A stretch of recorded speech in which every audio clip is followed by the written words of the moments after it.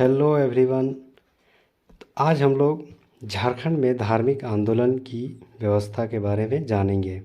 जैसा कि हमें पता है, झारखंड में competitive exam, excise constable, JSSC, CGL, JPSC में हमें हिस्ट्री से लगभग 5 से 6 क्वेश्चन डेफिनेटली बनते हैं।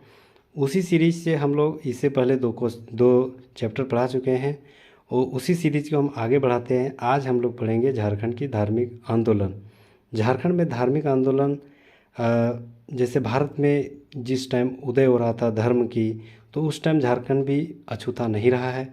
तो उसी सीरीज़ को हम लोग बढ़ाते हैं और जानते हैं कि क्या व्यवस्था थी और किस व्यवस्था के मतलब चलते यहाँ पर धर्म की उदय हुई। तो शुरुआत करने से पहले सबसे पहले जानते हैं कि धार्मिक आंदोलन होता क्या है। धार्मिक आंदोलन मतलब धर्म का उदय, ठीक है। धर्म, एक नई धर्म की उदय कैसे हुआ। तो देखिए, जैसे बौद्ध और जैन धर्म का झारखंड राज्य में गहरा प्रभाव प्रचलित थी। बौद्ध और जैन धर्म में, ये बौद्ध और जैन धर्म दोनों ही जैन धर्म से झारखंड की भौगोलिक स्थिति और राजनीतिक स्थिति में गहरा प्रभाव और अछूता रहा, ठीक है, छूता रहा, मतलब ज़्यादा टच में थी। तो यहाँ के गहरा प्रभाव भी पड़ा इस पर। तो धार्मिक आंदोलन में आज हम लोग पढ़ेंगे जैन धर्म और बौद्ध धर्म, जैन धर्म और बौद्ध धर्म, ठीक है। तो सबसे पहले जानते हैं जैन धर्म। जैन धर्म में जैन ग्रंथों में भगवान महावीर के लौरे यादगाह, याद रखना है, लौरे यादगाह की यात्रा का संदर्भ है, जिसकी मुंडारी अर्थ में आंसुओं का नदी कहा गया है। मतलब लौरे यादगाह को आंसुओं का नदी कहा गया है और भगवान महावीर के संदर्भ में इस यात्रा की शुरुआत हुई, ठीक है। याद रखना, लौरे यादगाह को मुंडारी भाषा में क्या कहा गया है, आंसुओं का नदी। सबसे पहले जानते हैं झारखंड में, झारखंड की दशा है तो झारखंड की स्थिति में सबसे मोस्ट इम्पोर्टेंट जगह है पारसनाथ की पहाड़ी। हमें पता है झारखंड की हाईएस्ट हिल है, तो पारसनाथ की पहाड़ी, इसके बाद ये हमें जैन धर्म की साक्ष्य को यहीं से हमें प्राप्त होता है। तो पारसनाथ की पहाड़ी के बारे में जानते हैं। लगभग 1365 मीटर हाइट है, 4478 फीट इसकी हाइट है। यह गिरिडीह जिला में अवस्थित है और यह जैनियों के 23वें तीर्थकर पार्श्वनाथ का निर्वाण 717 ईस्वी पूर्व में हुई थी। ये पारसनाथ की पहाड़ी में निर्वाण प्राप्त करने वाले अंतिम तीर्थकर थे।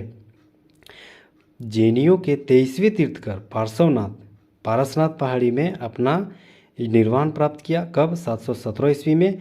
और पारसनाथ पहाड़ी पर अंतिम तीर्थकर पर निर्वाण प्राप्त करने वाला अंतिम तीर्थकर कौन थे?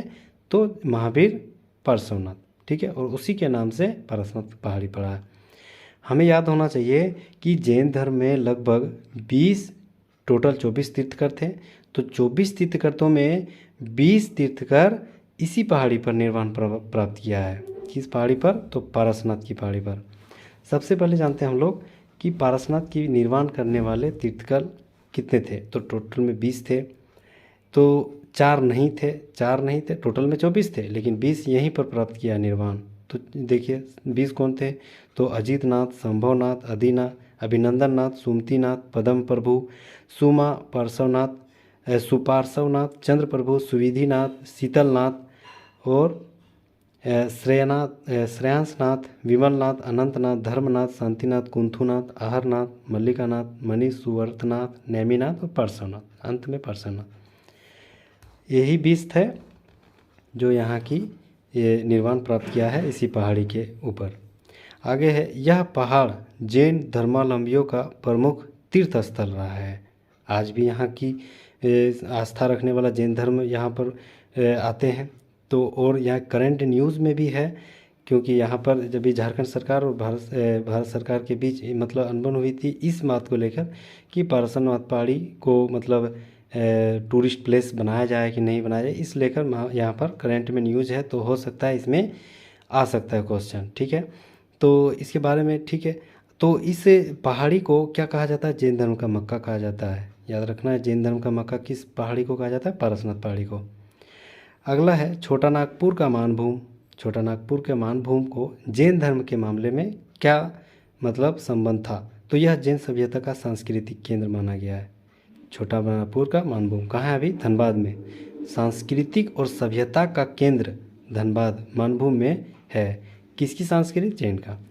दामोदर और कसाई नदी में, तो दामोदर और कसाई नदी में जैन धर्म की अवशेष प्राप्त हुए हैं। ठीक है। अगला है हनुमान गांव। हनुमान गांव कहाँ है? पलामू। हनुमान गांव कहाँ है? पलामू में। यहाँ जैनियों के कुछ पूजा स्थल भी प्राप्त हुए हैं। हनुमान गांव में जैनियों के कुछ पूजा स्थल भी प्राप्त हुए हैं। आगे है सिंहभूम। तो सिंहभूम के वेणु सागर, ये सब हम पढ़ चुके हैं, इससे पहले सिंहभूम में मिला था। तो जैन मूर्ति के प्राप्त हुए हैं। सिंहभूम के वेणु सागर में जैन मूर्ति प्राप्त हुए, 7वीं शताब्दी की जैन मूर्ति। सिंहभूम के आरंभिक निवासी जैन धर्म को मानने वाले थे, जिन्हें सरक कहा जाता था। यह गृहस्थ जैन मतावलंबी के थे। सिंहभूम के आरंभिक निवासी जैन धर्म को ही मानने वाले थे, जिसे सरक कहा गया था। ये गृहस्थ जैन मतावलंबी के थे। सरक किसे कहा जाता है? तो श्रावक का बिगड़ा हुआ रूप है। हो जनजाति के लोगों ने इन्हें सिंहभूम से बाहर निकाल दिया था। ठीक है। श्रावक को किसने बाहर निकाला? जब हो जनजाति यहाँ इंटर किया, तब सरक को यहाँ से सिंहभूम से बाहर कर दिया। अगला है कोल्हा पहाड़। कोल्हा पहाड़ कहाँ है? चतरा में। तो चतरा जिले में कोल्हा पहाड़ के बारे में, तो बौद्ध और जैन धर्म दोनों, कोल्हा पहाड़ में क्या है? बौद्ध और जैन धर्म के दोनों धर्मों से संबंध है। यहाँ बौद्ध और जैन धर्म के दोनों अनेकों मूर्तियाँ अवशेष प्राप्त हुआ है चतरा कोल्हा पहाड़ में। इस पहाड़ में 10वें तीर्थकर शीतनाथ को ज्ञान प्राप्ति हुई है। कहाँ? कोल्हा पहाड़ में। शीतनाथ 10वें तीर्थकर शीतनाथ की ज्ञान प्राप्ति हुई है। यहाँ पर 9 जैन तीर्थकारों की प्रतिमा है। कुल 9 जैन तीर्थकारों की प्रतिमा है। कहाँ? कोल्हा पहाड़ चतरा में। शीतनाथ की ज्ञान भी प्राप्ति हुई, अनेक मूर्तियाँ प्राप्त हुए और बौद्ध और जैन दोनों से संबंध है इस पहाड़ी का।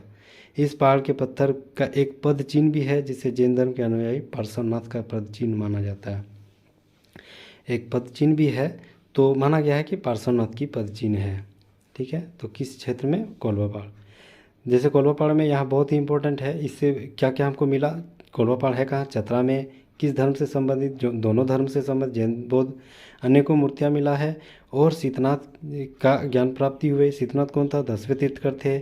और इसके बाद 9 जैन तीर्थकार का भी प्रतिमा यहाँ प्राप्त हुआ है। ठीक है। एक पद चिन्ह मिला है, जिसे पद चिन्ह किसका माना गया है? तो पार्श्वनाथ का। आगे है बौद्ध धर्म। जैन धर्म के बारे में जान लिए, अब बौद्ध धर्म के बारे में जानते हैं।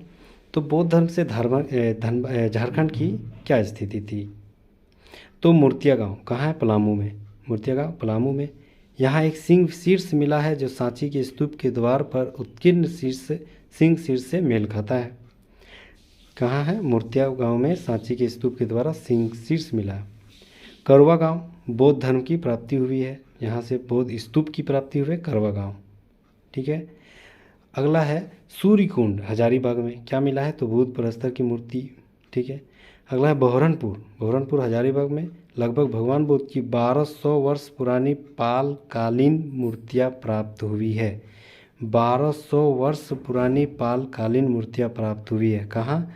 तो भगवान बुद्ध की 1200 वर्ष पुरानी पाल कालीन मूर्तियाँ बहरनपुर हजारीबाग से प्राप्त हुआ है।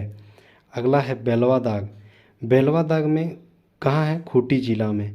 तो बेलवा दाग में क्या मिला है? तो बौद्ध विहार के अवशेष मिले हैं। बेलवा दाग से बौद्ध विहार। आगे है कटुंगा गांव गुमला में ये क्या मिला है? बौद्ध धर्म की प्रतिमा मिली है कटुंगा गांव में।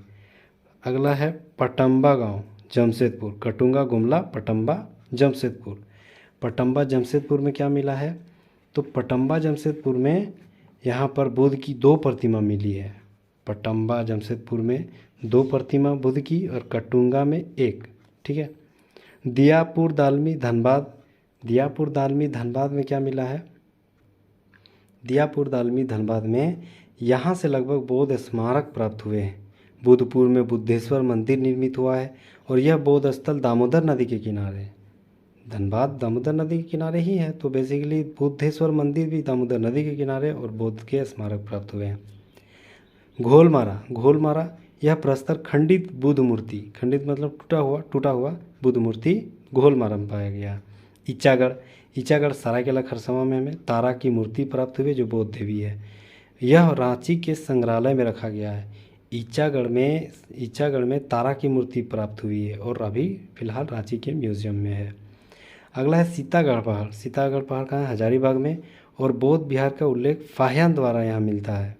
फाहियान चीनी यात्री था, इसके द्वारा बौद्ध विहार की उल्लेख मिलता है। कहाँ पर? सीतागढ़ हजारीबाग में। यहाँ से भगवान बुद्ध की 4 आकृति वाला एक स्तूप मिला है। ये इंपॉर्टेंट है, 4 आकृति वाला स्तूप कहाँ मिला है? तो सीतागढ़ पहाड़ में भगवान बुद्ध की 4 आकृति वाला स्तूप। अन्य तथ्य देखते हैं तो बंगाल में पाल शासकों के शासन के दौरान झारखंड में बौद्ध धर्म की वज्रयान शाखा विकसित हुई। बंगाल में जब पाल शासक यहाँ पर शासन कर रहे थे उस टाइम झारखंड में बौद्ध धर्म की वज्रयान शाखा मतलब विकसित हुआ था, क्योंकि झारखंड उस टाइम बंगाल सब एक ही था। झारखंड में कुमारगुप्त के प्रवेश के उपरांत बौद्ध धर्म का ह्रास हुआ। याद रखना है, किसके आने से झारखंड में बौद्ध धर्म का मतलब डिक्लाइन होने लगा, डिक्लाइन शुरू हो गया? तो गुप्त साम्राज्य के। तो कुमारगुप्त के आने से यहाँ की व्यवस्था मतलब बौद्ध धर्म की डिक्लाइन होना शुरू हुआ और धीरे धीरे यहाँ की बौद्ध धर्म की प्रचार प्रसार विकसित खत्म होने लगी। ठीक है, तो यहीं तक है आज की झारखंड की धार्मिक व्यवस्था, धार्मिक आंदोलन। तो अगर पसंद आया होगा तो प्लीज़ लाइक कर दीजिएगा, और हमें लगता है अगर समझ में नहीं आया हो तो 1-2 बार और देखने से समझ में आ जाएगा। अच्छी है। तो thank you again, thank you so much.